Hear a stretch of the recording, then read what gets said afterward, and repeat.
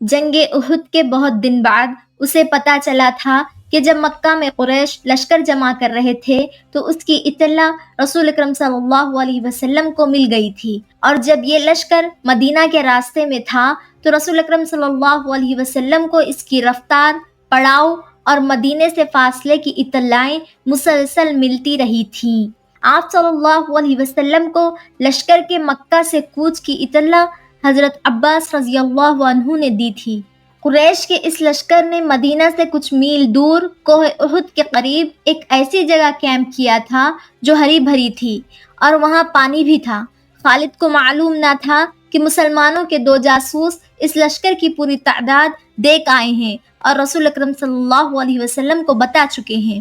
21 مارچ 625 عیسوی کے روز رسول اکرم صلی اللہ علیہ وسلم نے اپنی فوج کو کوچ کا حکم دیا اور شیخین نام کی ایک پہاڑی کے دامن میں جا خیمہ زن ہوئے۔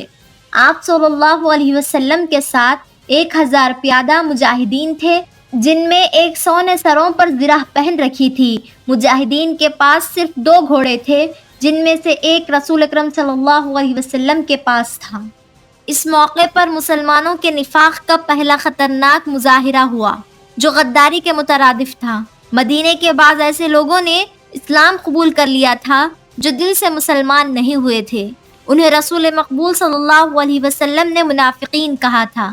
کسی کے متعلق یہ معلوم کرنا کہ وہ سچا مسلمان ہے یا منافق بہت مشکل تھا۔ جب مجاہدین مدینے سے شیخین کی پہاڑی کی طرف کوچ کرنے لگے تو ایک با اثر آدمی جس کا نام عبداللہ بن ابی تھا، رسول اکرم صلی اللہ علیہ وسلم کے ساتھ اس بحث میں الجھ گیا تھا کہ قریش کا لشکر 3 گنا ہے، اس لیے مدینے سے باہر جا کر لڑنا نقصان دہ ہوگا۔ آپ صلی اللہ علیہ وسلم نے مجاہدین کے دوسرے سرداروں سے رائے لی تو اکثریت نے کہا کہ شہر سے باہر لڑنا زیادہ بہتر ہوگا۔ آپ صلی اللہ علیہ وسلم عبداللہ بن ابی کے ہی ہم خیال تھے، لیکن آپ صلی اللہ علیہ وسلم نے اکثریت کا فیصلہ قبول فرمایا اور کوچ کا حکم دے دیا۔ عبداللہ بن ابی نے شہر سے باہر جانے سے انکار کر دیا۔ اس کے پیچھے ہٹنے کی دیر تھی کہ مجاہدین اسلام میں سے 300 آدمی پیچھے ہٹ گئے۔ تب پتہ چلا کہ یہ سب منافقین تھے اور عبداللہ ان کا سردار ہے۔ اب 3000 کے مقابلے میں مجاہدین کی نفری صرف 700 رہ گئی تھی۔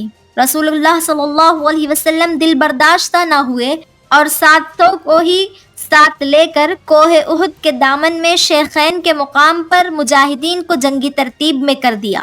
خالد نے ایک بلند ٹیکری پر کھڑے ہو کر مسلمانوں کی یہ ترتیب دیکھی تھی اور اس نے اپنے سالار ابو سفیان کو بتا کر اپنے دستے کی جگہ طے کر لی۔ رسول اکرم صلی اللہ علیہ وسلم نے مجاہدین کو کم و بیش 1000 گز لمبائی میں پھیلا دیا۔ پیچھے وادی تھی، مجاہدین کے ایک پہلو کے ساتھ پہاڑی تھی، لیکن دوسرے پہلو پر کچھ نہیں تھا۔ اس پہلو کو مضبوط رکھنے کے لیے رسول اکرم صلی اللہ علیہ وسلم نے 50 تیر اندازوں کو قریب ایک ٹیکری پر بٹھا دیا۔ ان تیر اندازوں کے کماندار عبداللہ بن جبیر تھے۔ اپنی ذمہ داری سمجھ لو عبداللہ، رسول اکرم صلی اللہ علیہ وسلم نے اسے ہدایات دیتے ہوئے فرمایا، اپنے عقب کو دیکھو، دشمن ہمارے عقب میں نقل و حرکت کر سکتا ہے جو ہمارے لیے خطرہ ہے۔ دشمن کے پاس گھڑ سوار زیادہ ہیں، وہ ہمارے پہلو پر گھڑ سواروں سے حملہ کر سکتا ہے۔ اپنے تیر اندازوں کو گھڑ سواروں پر مرکوز رکھو، پیادوں کا مجھے کوئی ڈر نہیں۔ تقریباً تمام مستند مؤرخین، جن میں ابن ہشام اور واقدی خاص طور پر قابل ذکر ہیں، لکھتے ہیں کہ رسول اکرم صلی اللہ علیہ وسلم نے عبداللہ بن جبیر کو واضح طور پر کہا تھا، ہمارا عقب صرف تمہاری بیداری اور مستعدی سے محفوظ رہے گا، تمہاری ذرا سی کوتاہی بھی ہمیں بڑی ذلت آمیز شکست دے سکتی ہے۔ یاد رکھو عبداللہ، اگر تم دشمن کو بھاگتے ہوئے اور ہمیں فتح یاب ہوتے ہوئے دیکھ لو تو بھی اس جگہ سے نہ ہلنا۔ اگر دیکھو کہ ہم پر دشمن کا دباؤ بڑھ گیا ہے اور تمہیں ہماری مدد کے لیے پہنچنا چاہیے تو بھی یہ جگہ نہ چھوڑنا۔ پہاڑی کی یہ بلندی دشمن کے قبضے میں نہیں جانی چاہیے، یہ بلندی تمہاری ہے، وہاں سے تم نیچے اس تمام علاقے کے حکمران ہوگے جہاں تک تمہارے تیر اندازوں کے تیر پہنچیں گے۔ خالد نے مسلمانوں کی ترتیب دیکھی اور ابو سفیان کو بتایا کہ مسلمان کھلے میدان کی لڑائی نہیں لڑیں گے۔ ابو سفیان کو اپنی کثیر نفری پر ناز تھا، وہ چاہتا تھا کہ لڑائی کھلے میدان یعنی لامحدود محاذ پر ہو تاکہ وہ اپنے پیادوں اور گھوڑوں کی افراد سے مجاہدین اسلام کو کچل ڈالے۔ خالد کو اپنے باپ نے جنگی چالوں کی تربیت بچپن سے دینی شروع کر دی تھی۔ دشمن پر بے خبری میں پہلو یا عقب سے جھپٹنا، دشمن کو چکر دے دے کر مارنا، اپنے دستوں کی تقسیم اور ان پر کنٹرول اس تربیت میں شامل تھا جو اسے باپ نے دی تھی۔ اس نے تجربے کار سردار کی نگاہوں سے مجاہدین کی ترتیب دیکھی تو اس نے محسوس کیا کہ مسلمان فن و حرب کے کمالات دکھا سکتے ہیں۔ ابو سفیان اپنی فوج کو مسلمانوں کے بالمقابل لے گیا۔ اس نے گھڑ سواروں کو مسلمانوں کے پہلوؤں پر حملہ کرنے کے لیے بھیجا۔ ایک پہلو پر خالد اور دوسرے پر اکرمہ تھا۔ دونوں کے ساتھ 100 گھڑ سوار تھے۔ تمام گھڑ سواروں کا کمانڈر عمر بن عاص تھا۔ پیادوں کے آگے ابو سفیان نے 100 تیر انداز رکھے۔ قریش کا پرچم طلحہ بن ابو طلحہ نے اٹھا رکھا تھا۔ اس زمانے کی جنگوں میں پرچم کو دل جیسی اہمیت حاصل تھی۔ پرچم کے گرنے سے فوج کا حوصلہ ٹوٹ جاتا اور بھگدڑ مچ جاتی تھی۔ قریش نے جنگ کی ابتدا اس طرح کی کہ ان کی صفوں سے ایک شخص ابو عامر فاسق آگے ہو کر مجاہدین کے قریب چلا گیا۔ اس کے پیچھے قریش کے غلاموں کی کچھ تعداد بھی تھی۔ ابو عامر مدینہ کا رہنے والا تھا۔ وہ قبیلہ اوس کا سردار تھا۔ جب رسول اکرم صلی اللہ علیہ وسلم مکہ سے ہجرت کر کے مدینہ گئے تو ابو عامر نے قسم کھائی تھی کہ وہ آپ صلی اللہ علیہ وسلم کو اور تمام مسلمانوں کو مدینہ سے نکال کر دم لے گا۔ اس پر ایک بڑی ہی حسین یہودن کا اور یہودیوں کے مال و دولت کا طلسم طاری تھا۔ یہودیوں کی اسلام دشمن کارروائیاں زمین دوز ہوتی تھیں۔ بظاہر انہوں نے مسلمانوں کے ساتھ دوستی اور فرمانبرداری کا معاہدہ کر رکھا تھا۔ ابو عامر انہی کے ہاتھ میں کٹ پتلی بنا ہوا تھا، لیکن یہودیوں نے اسے قریش کا دوست بنا رکھا تھا۔ اب مجاہدین قریش کے خلاف لڑنے کے لیے مدینہ سے نکلے تو ابو عامر قریش کے پاس چلا گیا۔ اس کے قبیلے اوس کے بہت سے آدمی رسول اکرم صلی اللہ علیہ وسلم کے دست مبارک پر اسلام قبول کر چکے تھے اور وہ قریش کے مقابلے میں صف آرا تھے۔ ابو عامر آگے چلا گیا اور مجاہدین سے بلند آواز میں مخاطب ہوا۔ رسول اکرم صلی اللہ علیہ وسلم نے اسے فاسق کا خطاب دیا تھا۔ قبیلہ اوس کے غیرت مند بہادروں، ابو عامر فاسق نے کہا، تم مجھے یقیناً پہچانتے ہو میں کون ہوں، میری بات غور سے سن لو۔ اور وہ اپنی للکار پوری نہ کر پایا تھا کہ مجاہدین اسلام کی صف سے قبیلہ اوس کے ایک مجاہد کی آواز گرجی، او فاسق بدکار، ہم تیرے نام پر تھوک چکے ہیں۔ خالد کو وہ وقت یاد آ رہا تھا۔ مجاہدین اسلام کی صف سے ابو عامر اور اس کے ساتھ گئے ہوئے غلاموں پر پتھروں کی بوچھاڑ شروع ہو گئی۔ مورخ لکھتے ہیں کہ پتھر برسانے والے قبیلے اوس کے مجاہدین تھے۔ ابو عامر اور غلام جو مجاہدین کے پتھروں کی زد میں تھے، ایک ایک دو دو پتھر کھا کر پیچھے بھاگ آئے۔ یہودی مدینہ میں بیٹھے لڑائی کی خبروں کا انتظار کر رہے تھے۔ جس یہودن کے طلسم میں ابو عامر گرفتار تھا، وہ اپنی کامیابی کی خبر سننے کے لیے بے تاب تھی۔ اسے ابھی معلوم نہ تھا کہ اس کے حسن و جوانی کے طلسم کو مسلمانوں نے سنگسار کر دیا ہے۔ ابو عامر فاسق کے اس واقعے سے پہلے وہ عورتیں جو قریش کے لشکر کے ساتھ گئی تھیں، لشکر کے درمیان کھڑی ہو کر سریلی آوازوں میں ایسے گیت گاتی رہی تھیں جن میں بدر کے مارے جانے والے قریش کا ذکر ایسے الفاظ اور ایسی طرز میں تھا کہ سننے والوں کا خون کھولتا اور رونگٹے کھڑے ہو جاتے تھے۔ ان عورتوں میں سے ایک دو نے جوشیلی تقریر کی صورت میں بھی قریش کے خون کو گرمایا تھا۔ عورتوں کو پیچھے چلے جانے کا حکم ملا تو ابو سفیان کی بیوی ہند نے ایک گھوڑے پر سوار ہو کر ایک گیت گانا شروع کر دیا۔ اس کی آواز بلند تھی اور آواز میں سوز بھی تھا۔ تاریخ لکھنے والوں نے اس کے گیت کے پورے اشعار قلم بند نہیں کیے۔ انہوں نے لکھا ہے کہ یہ گیت فحش تھا جس میں مرد اور عورت کے درپردہ تعلقات کا ذکر تھا۔ اشعار جو تاریخ میں آئے ہیں وہ اس طرح ہیں۔ ان میں جس عبدالدار کا نام ہے یہ بنو عبدالدار ہے۔ بنو امیہ اسی کی ایک شاخ تھی۔ بنو عبدالدار قریش کا بہت اونچا خاندان تھا۔ عبدالدار کے سپوتوں، ہمارے گھرانوں کے پاسبانوں، ہم رات کی بیٹیاں ہیں، ہم تکیوں کے درمیان حرکت کیا کرتے ہیں، اس حرکت میں لطف اور لذت ہوتی ہے۔ تم دشمن پر چڑھ دوڑے تو ہم تمہیں اپنے سینوں سے لگا لیں گی، تم بھاگ آئے تو ہم تمہارے قریب نہیں آئیں گی۔ اس کے بعد ابو عامر فاسق پر مجاہدین اسلام کی طرف سے سنگ باری ہوئی اور اس کے فوراً بعد قریش نے مجاہدین پر تیر پھینکنے شروع کر دیے۔ مجاہدین نے اس کے جواب میں تیر برسائے۔ خالد اپنے پہلو والے مسلمانوں کے پہلو پر حملہ کرنے کے لیے اپنے 100 سواروں کے ساتھ تیزی سے بڑھا۔ اسے معلوم نہ تھا کہ بلندی پر تیر انداز چھپے بیٹھے ہیں۔ اس کے سوار بے دھڑک چلے آ رہے تھے۔ راستہ ذرا تنگ تھا، سواروں کو آگے پیچھے ہونا پڑا۔ خالد سوچ سمجھ کر اپنے سوار دستے کو اس پہلو پر لایا تھا۔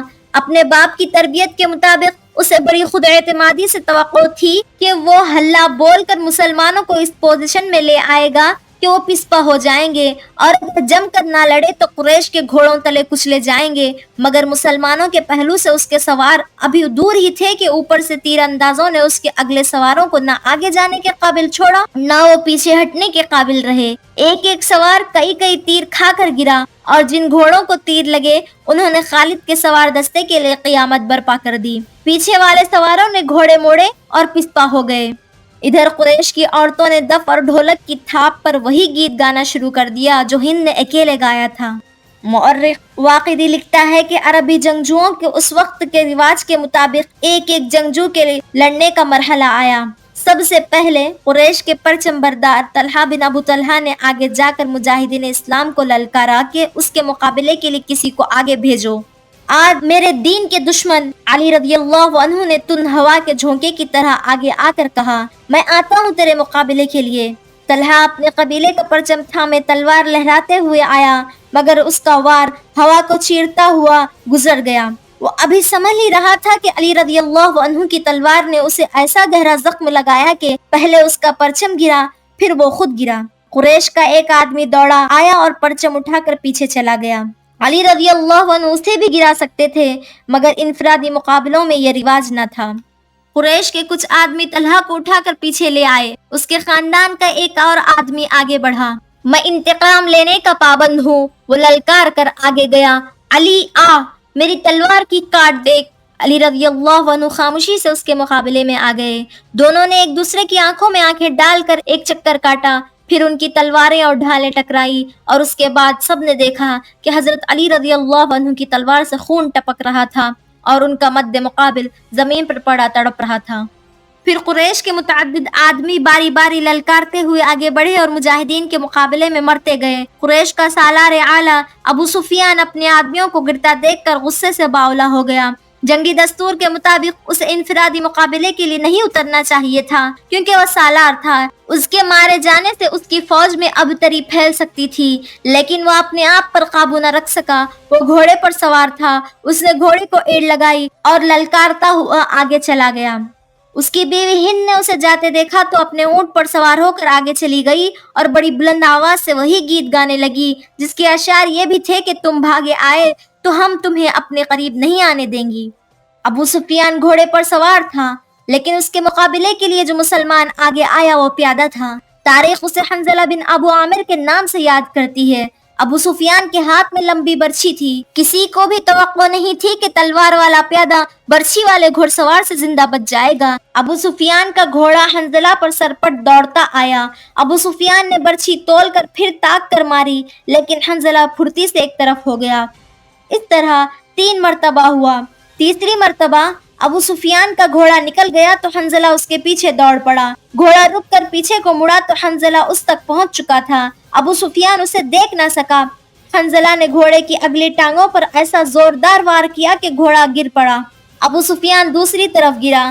حنظلہ اس پر حملہ کرنے کو آگے بڑھا تو ابو سفیان گرے ہوئے گھوڑے کے ارد گرد دوڑ دوڑ کر اپنے آپ کو بچانے لگا اور اس کے ساتھ ہی اس نے قریش کو مدد کے لیے بلایا۔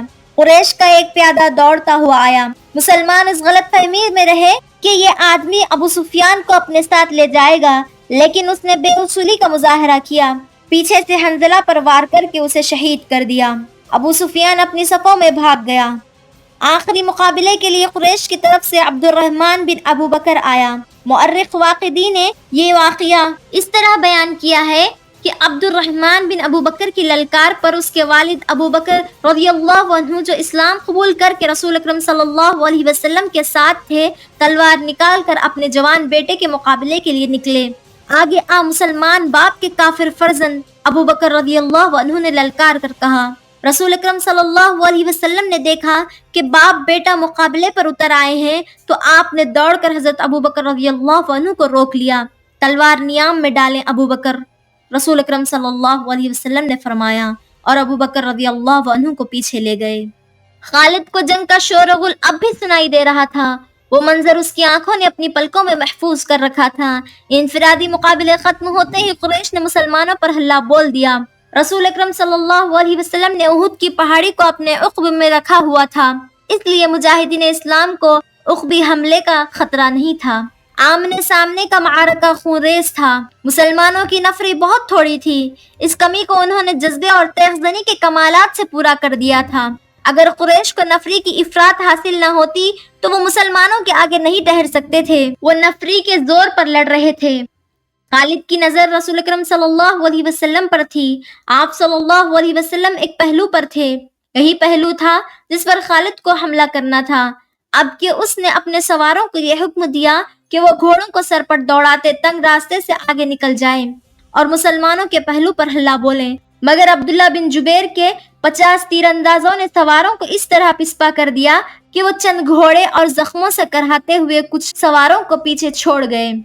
معرکہ عروج پر تھا، صرف ایک آدمی تھا جو لڑ نہیں رہا تھا، وہ میدان جنگ میں برچھی اٹھائے یوں گھوم رہا تھا جیسے کسی کو ڈھونڈ رہا ہو۔ وہ وحشی بن حرب تھا، وہ حمزہ رضی اللہ عنہ کو ڈھونڈ رہا تھا۔ حمزہ رضی اللہ عنہ کو قتل کرنے کے اس کے لیے 2 انعام تھے، ایک یہ کہ اس کا آقا اسے آزاد کر دے گا، اور دوسرا ابو سفیان کی بیوی ہند کے وہ زیورات جو اس نے پہن رکھے تھے۔ اسے حمزہ رضی اللہ عنہ نظر آ گئے، وہ قریش کے ایک آدمی سبع بن عبد العزیٰ کی طرف بڑھ رہے تھے۔ عرب میں رواج تھا کہ ختنہ عورتیں کیا کرتی تھی۔ مورخ ابن ہشام کے مطابق اسلام سے پہلے عربوں میں ختنے کا رواج موجود تھا۔ حمزہ رضی اللہ عنہ نے جس سبع کو للکارا تھا اس کی ماں ختنہ کیا کرتی تھی۔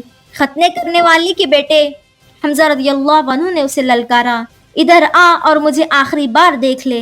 سبع بن عبد العزیٰ حمزہ رضی اللہ عنہ کی طرف بڑھا، غصے سے اس کا چہرہ لال تھا، وہ تلوار اور ڈھال کی لڑائی کا ماہر تھا۔ حمزہ رضی اللہ عنہ بھی کچھ کم نہ تھے، دونوں ایک دوسرے کے قریب آئے اور ایک دوسرے پر وار کرنے لگے۔ دونوں کی ڈھالیں وار روک رہی تھی، وہ پینچرے بدل بدل کر وار کر رہے تھے، لیکن ڈھالیں تلواروں کے راستے میں آ جاتی تھی۔ اس وقت وحشی بن حرب جھکا ہوا آہستہ آہستہ ان کی طرف بڑھ رہا تھا، اسے زمین اور جھاڑیوں نے اوٹ دے رکھی تھی۔ حمزہ رضی اللہ عنہ اپنے دشمن کی آنکھوں میں دیکھ رہے تھے، سبع کے سوا انہیں کچھ بھی نظر نہیں آ رہا تھا۔ وحشی ان کے قریب پہنچ گیا، برچھی نشانے پر پھینکنے کا وہ ماہر تھا، وہ اتنا قریب ہو گیا جہاں سے اس کی برچھی خطا نہیں جا سکتی تھی۔ وہ اٹھ کھڑا ہوا اور برچھی کو ہاتھ میں تولا، پھر اسے پھینکنے کی پوزیشن میں لایا۔ حمزہ رضی اللہ عنہ نے سبع پر ایک کے بعد دیگر تیزی سے 2-3 وار کیے۔ آخری وار ایسا پڑا کہ حمزہ رضی اللہ عنہ کی تلوار سبع کے پیٹ میں اتر گئی۔ حمزہ رضی اللہ عنہ نے تلوار اس کے پیٹ سے اس طرح نکالی کہ اس کا پیٹ اور زیادہ پھٹ گیا اور وہ حمزہ رضی اللہ عنہ کے قدموں میں گر پڑا۔ حمزہ رضی اللہ عنہ ابھی سنبھلے ہی تھے کہ وحشی نے ان پر پوری طاقت سے برچھی پھینکی۔ فاصلہ بہت کم تھا، برچھی حمزہ رضی اللہ عنہ کے پیٹ میں اتنی زیادہ اتر گئی کہ اس کی انی حمزہ رضی اللہ عنہ کی پیٹھ سے آگے نکل گئی۔ حمزہ رضی اللہ عنہ گرے نہیں، انہوں نے ادھر ادھر دیکھا، انہیں وحشی دکھائی دیا۔ حمزہ رضی اللہ عنہ برچھی اپنے جسم میں لیے ہوئے وحشی کی طرف بڑھے، وحشی جہاں کھڑا تھا وہیں کھڑا رہا۔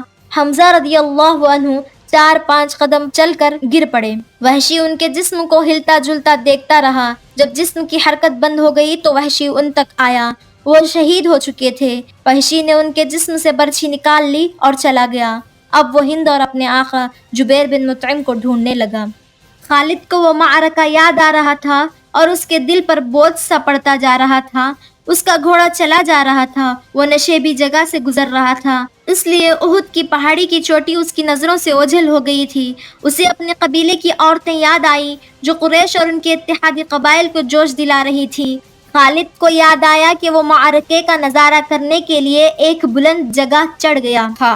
اسے مسلمان عورتیں نظر آئیں۔ مسلمان اپنے جن زخمیوں کو پیچھے لاتے تھے انہیں عورتیں سنبھال لیتی تھیں، ان کی مرہم پٹی کرتی اور انہیں پانی پلاتی تھیں۔ مسلمانوں کے ساتھ 14 عورتیں تھیں جن میں حضرت فاطمہ رضی اللہ عنہا بھی تھیں۔ پھر یوں ہوا کہ قلیل تعداد مجاہدین کثیر تعداد کفار پر غالب آ گئے۔ قریش کا پرچم بردار گرا تو کسی اور نے پرچم اٹھایا۔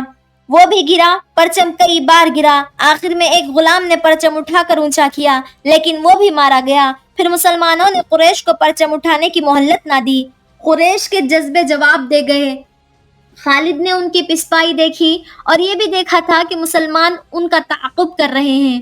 قریش اپنے کیمپ میں بھی نہ ٹھہرے، اپنا مال اسباب چھوڑ کر افراتفری کے عالم میں بھاگ گئے۔ یہاں سے جنگ کے بعد وہ حملہ شروع ہو گیا۔ مسلمانوں نے فتح کی خوشی میں انتقامی جذبے کے تحت قریش کے کیمپ کو لوٹنا شروع کر دیا۔ وہ فتح و نصرت کے نعرے لگا رہے تھے۔ قریش ایسے بوکھلا کر بھاگے کہ انہیں اپنی عورتوں کا بھی خیال نہ رہا۔ وہ پیدل بھاگی جا رہی تھیں لیکن مسلمانوں نے ان کی طرف آنکھ اٹھا کر بھی نہ دیکھا۔ قریش کے گھڑ سواروں کے ایک دستے کا کمانڈر اکرمہ اور دوسرے کا خالد تھا۔ انہوں نے مسلمانوں کے پہلوؤں پر حملہ کرنے تھے مگر جنگ کا پانسا بری طرح پلٹ گیا تھا۔ اکرمہ اور خالد نے پھر بھی اپنے اپنے سواروں کو وہیں رکھا جہاں انہیں تیاری کی حالت میں کھڑا کیا گیا تھا۔ خالد کو اس کیفیت میں بھی توقع تھی کہ وہ شکست کو فتح میں بدل دے گا، لیکن جس راستے سے اسے گزرنا تھا وہاں مسلمان تیر انداز تیار کھڑے تھے۔ ان مسلمان تیر اندازوں نے اپنی بلند پوزیشن سے دیکھا کہ قریش بھاگ گئے ہیں اور ان کے ساتھی لوٹ مار کر رہے ہیں تو وہ مال غنیمت کے لالچ میں اپنی جگہ چھوڑنے لگے۔ ان کے کمانڈر عبداللہ بن جبیر نے انہیں کہا کہ اپنے رسول اکرم صلی اللہ علیہ وسلم کے حکم عدولی نہ کرو۔ آپ صلی اللہ علیہ وسلم کا حکم ہے کہ آپ صلی اللہ علیہ وسلم کی اجازت کے بغیر یہاں سے کوئی نہ ہٹے۔ جنگ ختم ہو گئی ہے۔ تیر انداز شور مچاتے ہوئے پہاڑی سے اترنے لگے۔ مال غنیمت، فتح ہماری ہے۔ عبداللہ بن جبیر کے ساتھ صرف 9 تیر انداز رہ گئے تھے۔ خالد نے یہ منظر دیکھا تو اسے ایسا لگا جیسے خواب دیکھا ہو۔ وہ یہی چاہتا تھا۔ وہ تیر اندازوں کو دیکھتا رہا۔ جب وہ قریش کے کیمپ میں پہنچ گئے تو اس نے اس پہاڑی عینین پر حملہ کر دیا جہاں عبداللہ بن جبیر اور اس کے 9 تیر انداز رہ گئے تھے۔ خالد انہیں نظر انداز بھی کر سکتا تھا لیکن ان سے وہ انتقام لینا چاہتا تھا۔ اس کے گھڑ سوار پہاڑی پر چڑھتے جا رہے تھے، اوپر سے تیر انداز تیزی سے تیر برسا رہے تھے۔ اکرمہ نے خالد کو عینین پر حملہ کرتے دیکھا تو وہ بھی اپنے سوار دستے کو وہیں لے گیا اور اس کے گھوڑے ہر طرف سے اوپر چڑھنے لگے۔ سواروں کے پاس بھی تیر کمانیں تھی، وہ اوپر کو تیر چلا رہے تھے لیکن اتنے گھڑ سواروں کو روکنا ان کے لیے ممکن نہ تھا۔ سوار اوپر چلے گئے، تیر انداز دست بدست لڑائی بھی لڑے اور سب زخمی ہو کر گرے۔ خالد نے زخمیوں کو پہاڑی سے نیچے پھینک دیا۔ عبداللہ بن جبیر بھی شہید ہو گئے۔ وہاں سے خالد اور اکرمہ نے اپنے گھڑ سواروں کو اتارا اور اس مقام پر آ گئے جہاں سے مسلمانوں نے لڑائی کی ابتدا کی تھی۔ خالد کے حکم پر دونوں نے مل کر مسلمانوں پر حملہ کر دیا۔ مسلمان لڑنے کی حالت میں نہیں تھے لیکن رسول اکرم صلی اللہ علیہ وسلم نے مجاہدین کی کچھ تعداد کو اپنے ساتھ رکھا ہوا تھا۔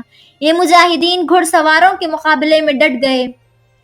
قریش کے ساتھ جو عورتیں آئی تھیں وہ بھاگ گئی تھیں لیکن عمرہ نام کی ایک عورت وہیں کہیں چھپ گئی تھی۔ اس نے جب قریش کے گھوڑ سواروں کو مسلمانوں پر حملہ کرتے دیکھا تو اسے قریش کا پرچم زمین پر پڑا نظر آیا۔ اس عورت نے پرچم اٹھا کر اوپر کر دیا۔ ابو سفیان نے اپنے بھاگتے ہوئے پیادوں پر قابو پا لیا تھا۔ اس نے ادھر دیکھا تو اسے اپنا پرچم لہراتا ہوا نظر آیا۔ اس نے حبل زندہ باد اور عزا زندہ باد کے نعرے لگائے اور پیادوں کو واپس لا کر مسلمانوں کو گھیرے میں لے لیا۔ خالد کو وہ وقت یاد آ رہا تھا، وہ رسول اکرم صلی اللہ علیہ وسلم کو ڈھونڈ رہا تھا اور آج 4 برس بعد وہ مدینہ جا رہا تھا اور اس کے ذہن پر رسول اللہ صلی اللہ علیہ وسلم کا غلبہ طاری تھا۔